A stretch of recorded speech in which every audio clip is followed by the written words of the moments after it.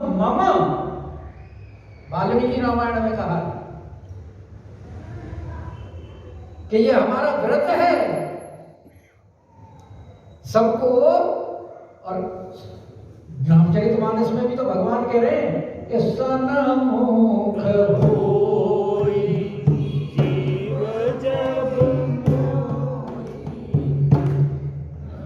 जन्म कोटि अघना सहित वही, कोटि विप्र बदला गई जाऊ।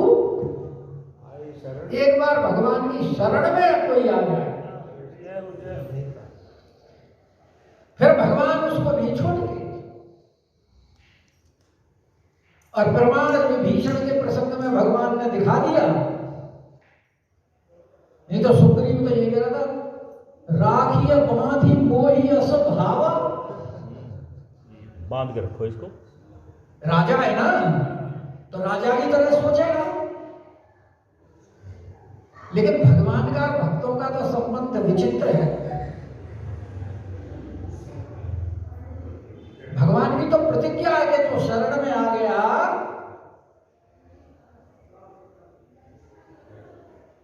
उसको भगवान छोड़ते कि वो भगवान तो गीता में स्वयं कहते कि मेरे भक्त का कभी नाश नहीं।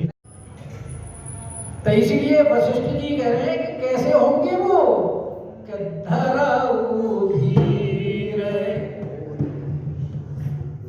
अरे होई सुत,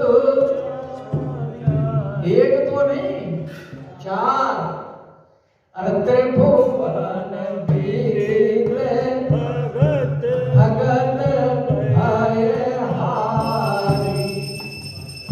तो कैसे होंगे? तो उस सनत कुमार जी ने बताया था एक बार, सुमंत जी ने सुनी थी कथा कि ऐसे ऐसे सनत कुमार जी ने बताया है कि आपके श्रृंगी ऋषि आएंगे, यज्ञ कराएंगे, तब पुत्र होंगे।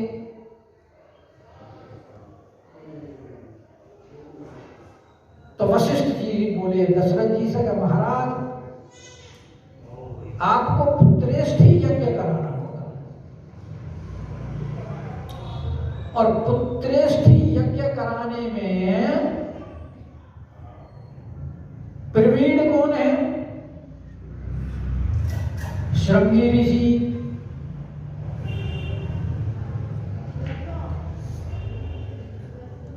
तो ये श्रृंगी ऋषि है कौन?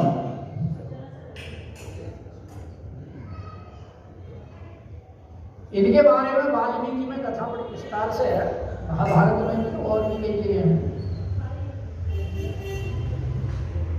तो कश्यप ऋषि की संतान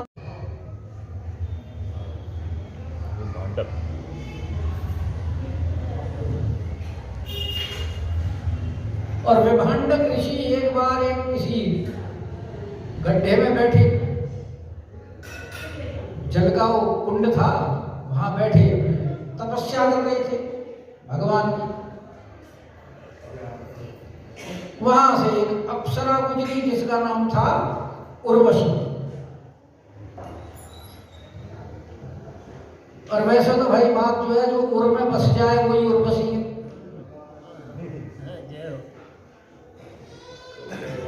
नाम ही है उसका उर्वशी। अब विभांडक जी ने देखा उनकी तरफ तो उनका तेज स्खलित हो गया। और वहां एक हिरनी जल पी रही थी, वो उसको पी गई, जिससे हिरनी के गर्भ से जो संतान हुई वो अपने मां की ही तरह, उसके सिर पर एक सींग था, इसलिए उस संतान का नाम विभांडक जी ने श्रृंगी ऋषि रख दिया, ऋष्य श्रृंग।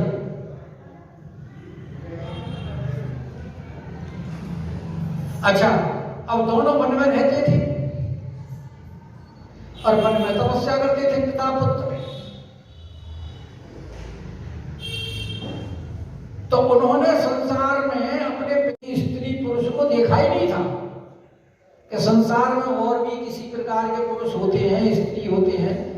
कभी कभी कोई सन्यासी वगैरह उनसे पिता से मिलने आते थे तो वो अपने चले जाते थे,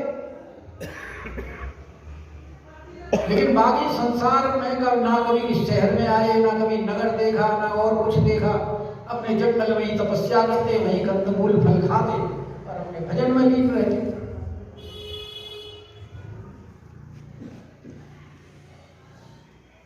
इधर ये वशिष्ठ जी के मित्र थे राजा रोमपाद। ऐसा भी वर्णन आता है कि मंथरा की एक कन्या हुई थी जिसका नाम था शांता। वो मंथरा की, सॉरी, सुमित्रा जी, सुमित्रा जी की कन्या हुई थी जिसका नाम था शांता। और रोमपाद दशरथ जी के बड़े अभिन्न मित्र थे, उनके संतान नहीं थी, तो इन्होंने उस कन्या को रोमपाद जी को गोद भी दिया। और कहीं कहीं केकई की कन्या के बारे में आता है कि केकई की कन्या थी, चलो जो भी थी, ठीक तो सही।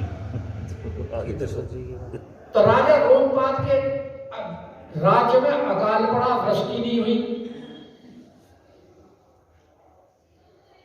तो विचार विमर्श किया गया कि भाई वृष्टि कैसे होगी। तो बोले कि आपके राज्य में पदार्पण करते, यानी उनका तेज इतना प्रभावशाली हो गया था कि उनके आने मात्र से, क्योंकि संतों के चरण जहां पड़ जाए वहां तो कल्याण ही होता है, इसीलिए तो हर कोई इच्छा करता है कि संतों के चरण हमारे घर में पड़े, ताकि हमारे घर की जो ऐसी वैसी बाधाएं हैं वो सब दूर हो जाए, नेगेटिविटी समाप्त हो जाए, नकारात्मक हो जाए, नकारात्मक हो जाए, पॉजिटिव आ जाए और भक्ति का वास हो घर में। तो श्रृंगी ऋषि के बारे में उन्होंने ये बताया कि अगर वो तुम्हारे राज्य में आ गए तो वृष्टि हो जाएगी, लेकिन जाए कौन? मंत्रियों ने मना कर दिया, जो भाई विभांडक ऋषि से हमें डर लगता है, क्योंकि ऋषियों का कोई भरोसा नहीं, कब नाराज हो जाए, कब प्रसन्न हो जाए, जरा सी बात के ऊपर नाराज भी हो जाए। तो बोले क्या करें? तो फिर उन्होंने युक्ति की कि यहां से वेश्याओं को भेजा जाए।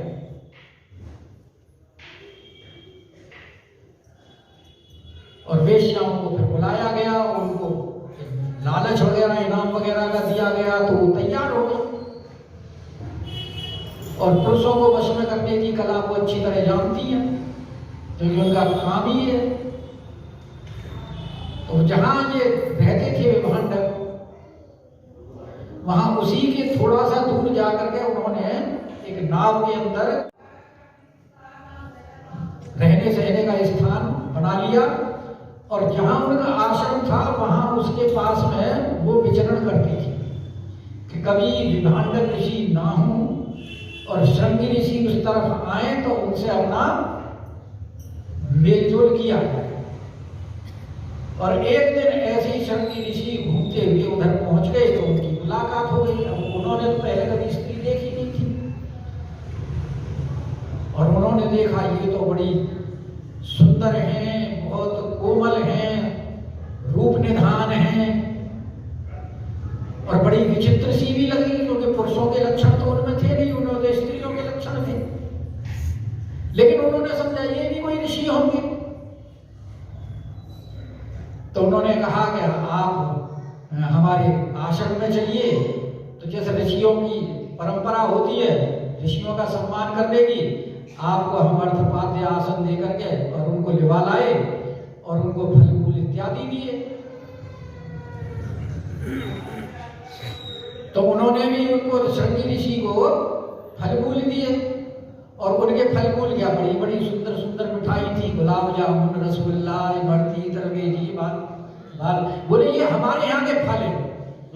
अब श्रृंगी ऋषि को क्या पता कि फल कैसे होते हैं? उन्होंने कहा हो सकता है ये फल हो, और वहां से वो जल्दी जल्दी चली आई कि कहीं ऐसा ना हो कि विभांडक ऋषि आ जाए तो बोले कि आज हमारा उपवास है इसलिए हम खाएंगे नहीं और हम जाएंगे। अब वो चले गए और आपस में मुलाकात भी करी, गले भी मिले, तो उनको बड़ा कोमल स्पर्श उनका बहुत। वो चली गई तो ऋषि श्रृंगी ऋषि सोचने लगे कि इनसे तो मुलाकात बड़ी अच्छी लगी, फिर मिलना चाहिए। और दूसरे दिन फिर वहां पहुंच गई जहां पहले दिन मुलाकात हुई थी। तो बोली कि जैसे तुम्हारा आश्रम है ऐसे ही हमारा भी आश्रम है, वहां भी बड़ी सुंदर सुंदर फल फूल की व्यवस्था है, आप हमारे यहाँ आइए। और उनको नाव में ला करके नाव खोल दी और ले गए अपने वहां।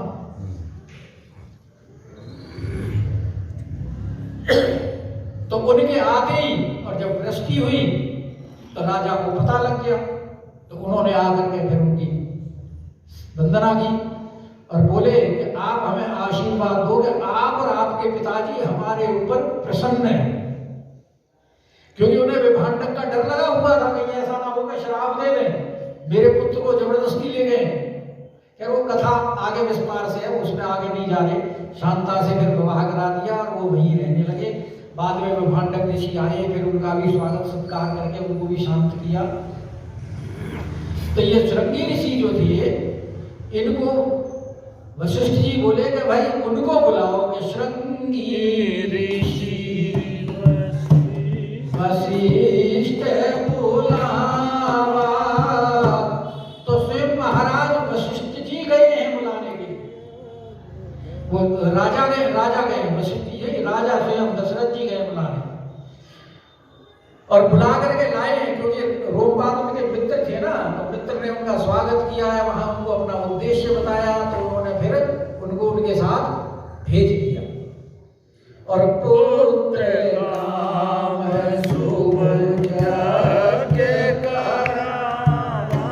के माध्यम से फिर उन्होंने पुत्र कामेष्ठी यज्ञ कराया। तो भगति सहित मुनि आहुति दीने। अब जो कार्य प्रेम और भक्ति के साथ किया जाता है वो कार्य सफल होता है। और भगवान के कार्य तो प्रेम और भक्ति के साथ ही करने चाहिए, क्योंकि ये यज्ञ जो हो रहा है ये भगवान के अवतार के लिए हो रहा है। और भगवान तो जहां शंकर भगवान बता ही चुके हैं कि प्रेम प्रगट होई में जाना। तो जैसे ही उन्होंने भक्ति सहित श्रृंगी ऋषि ने आहुति दी तो प्रगटे आगे अग्निदेव उस यज्ञ कुंड में से प्रकट हुए।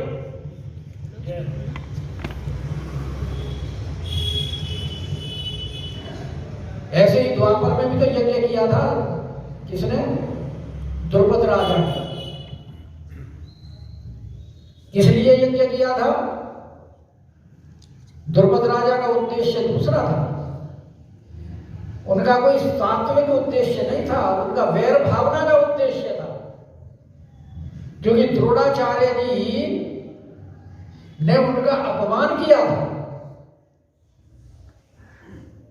कथा आपको पता ही है। तो जब यज्ञ कुंड में से उसमें तो अग्निदेव प्रकट नहीं हुए, बल्कि साक्षात और धृष्टद्युम्न दोनों प्रकट हुए हैं और जवान अवस्था में प्रकट हुए हैं। तो यहां अग्निदेव प्रकट हुए हैं और अग्निदेव का जो है तेज उस समय बड़ा प्रकाशमान तेज था और उनके हाथ में स्वर्ण का पात्र जिसके अंदर पायस, चरु, खीर, वो चरु जो है वो पात्र ही है और वो खीर का पात्र है जिसमें हविष्यान्न है, खीर है। उसको लेकर के प्रकट हुए और बोले कि जो वशिष्ठ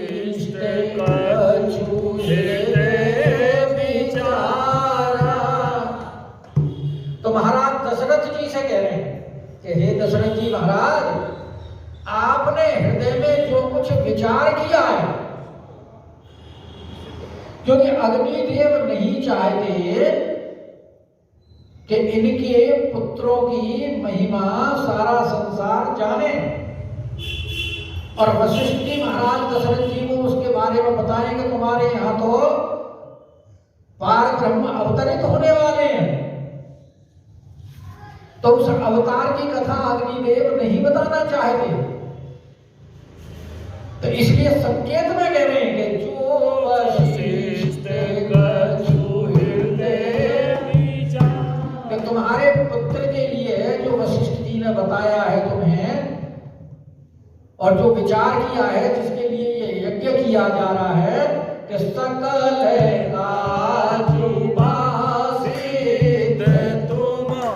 ये सारा कार्य ये समझो कि तुम्हारा सिद्ध हो गया, समझो। इसलिए जिस प्रकार को जो उपाय बताया है, किस प्रकार से इस खीर का विभाजन करना है, किसको कैसे कैसे देना है, उसके बारे में कह रहे हैं कि यह है हवी अरे बाटी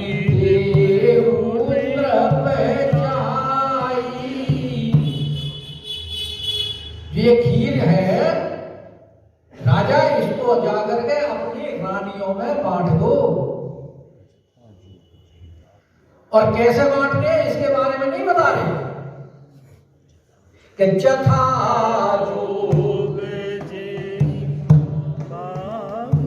जोग का मतलब जिसको जिस प्रकार से वशिष्ठ जी ने बताया है उस प्रकार से देना है, क्योंकि वशिष्ठ जी ने पहले बताया कि कौशल्या के गर्भ से ही होंगे, और उधर मनु शत्रुपा रूप में भी भगवान ने कह दिया है कि हम तुम्हारे यहाँ पुत्र होकर के आएंगे। और वो शत्रुपा जी कौन है? वो कौशल्या जी हैं। तो किसको कितना भाग देना है, कैसे देना है? कहते कि जथा जोग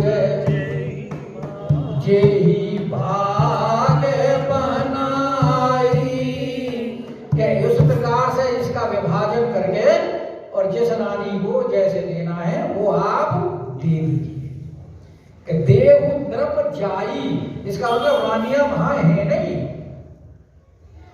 जिस समय अग्निदेव प्रकट हुए हैं उस समय रानियां वहां उपस्थित नहीं है।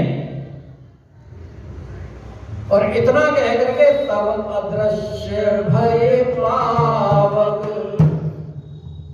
अग्निदेव अग्निकुंड से ही प्रकट हुए, अदृश्य क्या हो गया था, प्रकट हुए वहीं अलोप हो गए, कोई आना जाना कहीं दूर से थोड़ी था। अग्नि से देव प्रकट हुए कहने का मतलब, फिर वो लुप्त हो गए बस, और क्या। अधिष्ठात्री देवता जो अग्नि के फिर अग्नि रह गई बस, और क्या। हर एक स्थान के, हर एक वस्तु के, सबके अधिष्ठात्री देवी देवता होते हैं। तो यह अग्निदेव जो हवन कुंड में से जो प्रकट हुए थे वो हवन कुंड में ही वहीं विलुप्त हो गए, अदृश्य हो गए। अभी तक तो दृश्यमान थे, सबके दिखाई दे रहे थे, और फिर उन्होंने अपने रूप को छुपा लिया कि तब अदृश्य भय पावक और सकल सभय समुझाई। तो फिर महाराज दशरथ जी से पूछा कि भाई ये अग्निदेव ने जो ये बात बताई है, ये बात हमारी समझ में नहीं आई। तब दशरथ जी महाराज ने वो सारा वृत्तांत सुनाया सब सभासदों को, जितने भी थे वहां उपस्थित थे, बड़े बड़े राजा महाराजा, क्योंकि चक्रवर्ती सम्राट हैं, सब उपस्थित थे और विराजमान थे। तो सब बड़े आनंद हुए सुनकर के महाराज जी के अब पुत्र उत्पन्न होगा। लेकिन दशरथ जी महाराज, बाकी तो सब सभासद आनंद मग्न हुए, लेकिन दशरथ जी परमानंद मगन तरफ, दशरथ जी महाराज परम आनंद को प्राप्त हो रहे।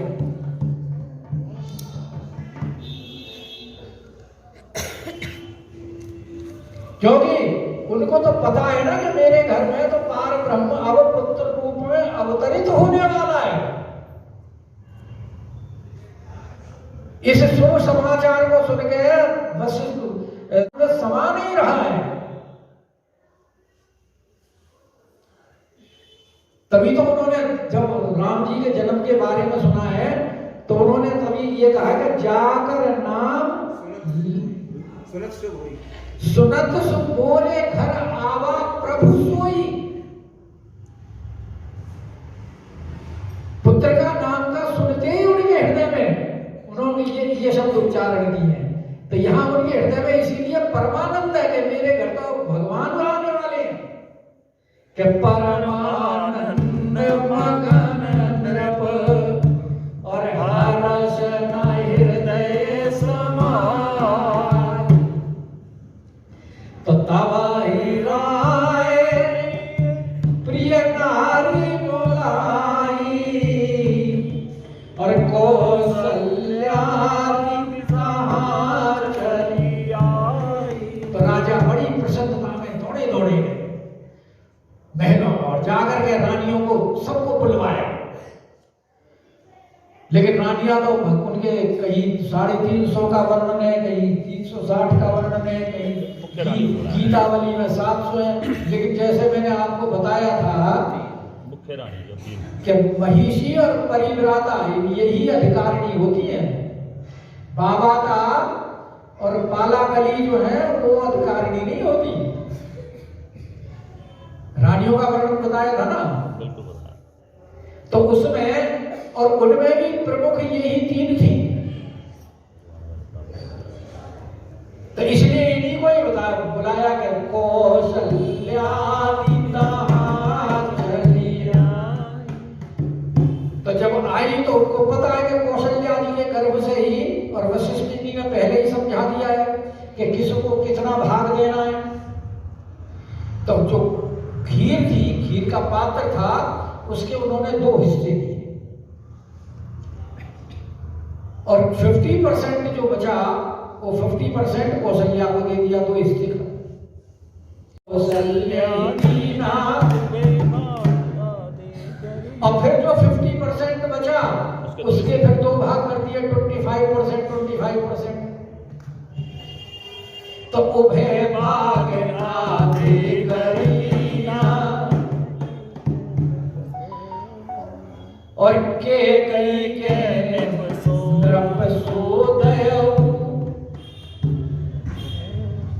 तो ऐसा कहते हैं कि जब वो आधा भाग 50% रह गया और उसको केकई को देने लगे,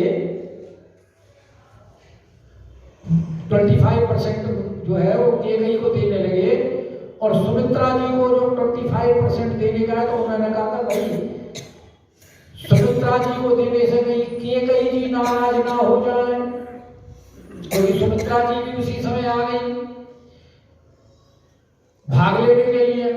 तो सुमित्रा जी को देना तो था, पर बोले क्योंकि वायदा कर रखा था केकई से, तो विवाह इसी शर्त में हुआ था कि इन्हीं का पुत्र राजा बनेगा। तो दशरथ जी ने जो बाकी 25% भाग बचा उसके 2 हिस्से किए, 12.5%। तो रहे हो सो उभय भाग भयो और उसके 2 हिस्से करके 1 भाग कौशल्या के हाथ में दे दिया और 1 किए गई, जो कि इनके हाथ से दिलाएंगे तो ये भी प्रसन्न हो जाएंगी और उसको भी भाग मिल जाएगा, वो भी प्रसन्न हो जाएगी। और फिर बात यह है कि रानी ये 3 और पुत्र होने हैं 4, किसी के तो 2 होंगे। तो तभी तो भगवान उन्हें 4 अंशों में उतार लेंगे। तो इसलिए उन्होंने कहा कि कौशल्या के कई हाथ धरी, तो 1 भाग कौशल्या के हाथ में रख दिया 12.5% का और 1 किए गई के हाथ में दे दिया। सुमित्रा तो सुमित्रा भी प्रसन्न हो गई कि हमें मिल गई। और प्रसन्न हो गई कि देखो हमारे हाथ से महाराज जी ने हमारा सम्मान करके दिलवाया कि दीन है सुख। अच्छा, इसका परिणाम क्या हुआ कि पहले कौशल्या जी ने दिया, बाद में कैकेयी ने दिया। तो पहले भाग से कौशल्या जी के, क्योंकि कौशल्या जी ने दिया था तो उससे लखनलाल जी हुए, और लखनलाल जी का प्रेम किससे है? राम जी से ज्यादा। और जो कैकेयी ने दिया था भाग, उससे शत्रुघ्न जी हुए। तो शत्रुघ्न जी का प्रेम किसके साथ है? भरत जी। इसलिए लखनलाल जी को क्या कहते हैं? रामानुज, राम जी के अनुज। और शत्रुघ्न जी को क्या कहते हैं? भरतानुज, भरत जी के अनुज। तो यही विधि गर्भ सहित सब नारी, भई हृदय हर्षित सुख भारी। तो इस प्रकार सब स्त्रियां गर्भवती हुई, यानी स्त्री पुरुष के मिलन से नहीं हुई, वो खीर के प्रभाव से हुई। जैसे भागवत में कथा नहीं आती कि वो फल दे दिया था और फल से वो उसने गाय को दे दिया तो गाय हो गई, फल के प्रभाव से। और भी ऐसी बहुत कथाएं आती हैं। तो यहाँ जो हुई है गर्भवती, वो खीर के प्रभाव से हुई है कि भई हृदय हर्षित सुख। और सारी बड़ी हर्षित है, सबको बड़ा आनंद हो रहा है, क्योंकि जो मातृत्व का सुख स्त्री को होता है, उस सुख को स्त्री ही जानती है। और उसके सुख प्राप्त करने के लिए उसे कितने कितने उपाय करने पड़े, वो सब करने के लिए तैयार भी होती है। तो जागृते हरि आए, सकल लोक सुख संपत्ति जाए। तो जिस दिन से भगवान गर्भ में आए, तो भगवान क्या गर्भ में आते हैं? भगवान गर्भ में नहीं आते, क्योंकि गीता में कहा है जन्म कर्म च मे दिव्यम। गर्भ में कौन आता है? जिनको अपने कर्म विपाक को भुगतना होता है। तो भगवान तो किसी कर्म से बंधे हैं नहीं। नारद जी ने कह दिया कि कर्म शुभाशुभ तुम्हें न व्याप। भगवान को तो कोई शुभ और अशुभ कर्म व्यापता नहीं, तो भगवान गर्भ में क्यों आएंगे? लेकिन भगवान गर्भ का एहसास कराते हैं वायु के द्वारा, क्योंकि हरि जो शब्द है, हरि का एक अर्थ वायु भी होता है। जैसे देवकी के घर में श्रीमद् भागवत में देवकी को ये आभास रहा कि मेरे गर्भ में भगवान है, लेकिन भगवान गर्भ में थोड़ी है। अच्छा, आगे गोस्वामी जी अभी और स्पष्ट भी कर देंगे कि भाई प्रगट कृपाला, तो भगवान कोई जन्म थोड़ी लिया है। भगवान तो प्रकट होते हैं। तो इसका मतलब है कि जो वायु है, वो वायु उसको, स्त्री को, गर्भिणी को ये एहसास दिलाती है कि हमारे गर्भ में संतान है। तो यही बात यहाँ कह रहे हैं कि जागृते हरि गर्भ आए, और सकल लोक सुख संपत्ति छाए। तो सब लोगों में सुख और संपत्ति छा गई, क्योंकि रावण ने सबका सुख चैन छीन रखा था।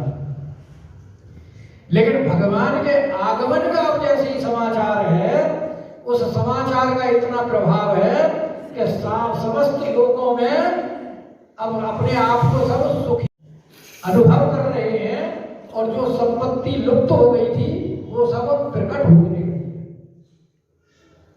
जैसे पार्वती जी के जन्म पर हिमाचल में सारी की सारी सुख संपत्ति प्रकट होने लगी थी,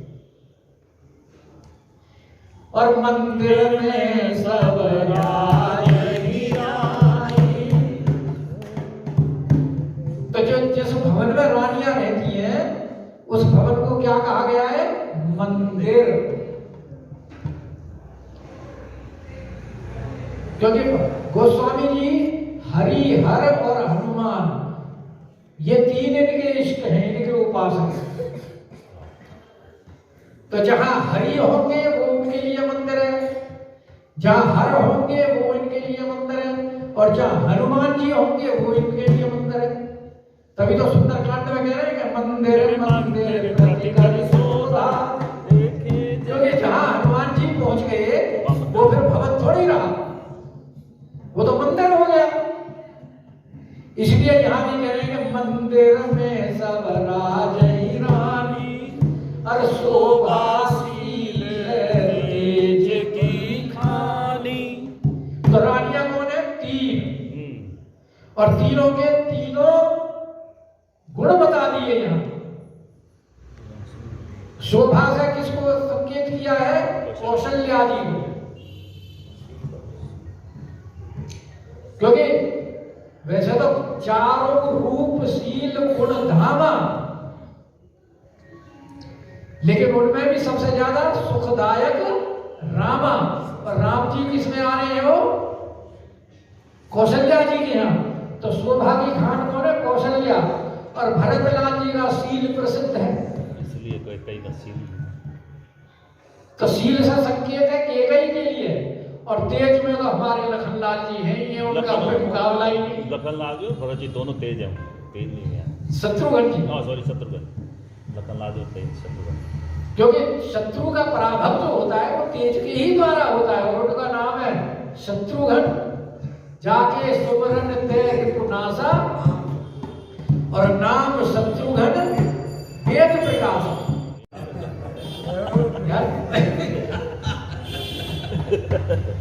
हमने उड़े सब जुड़े हुए हैं। चलो आगे चलो। के शोभाशील तेज की और सुख जुत कछुक काल जलि गयऊ जी प्रभु प्रगट सुख अवसर।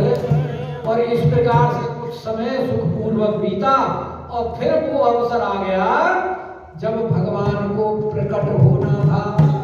तो जोग